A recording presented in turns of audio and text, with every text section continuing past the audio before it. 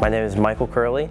I'm in 12th grade, I'm a senior, and I am in auto collision at Platt Tech. So currently I go here at Dulin Collision Center 4 days a week during my shop cycle, and I go to school 1 day a week. After school in the academic cycle, I come here as well every day.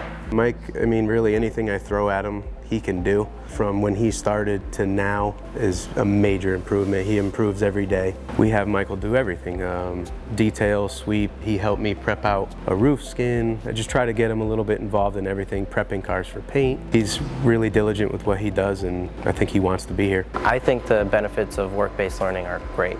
I like school, I do good in school, but for me to get out and do something and learn skills like this and get paid to do it, I really would encourage that to other people as well. To partner with a technical school like Platt is pretty important. It's like sports, I guess. You're drafting students, you're drafting players. There's a lot of competition for the best top 3 students.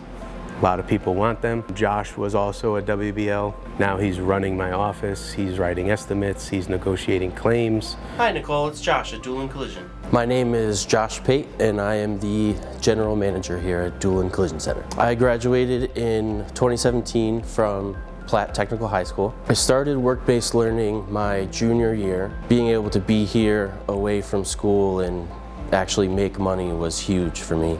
So the goal for work-based learning for my business here is to retain each student. If they wish to find a career here and stay with me throughout the process, that is the ultimate goal, and it's probably one of the better ways to do it, because now you have a kind of a custom employee, if you will, fits your needs.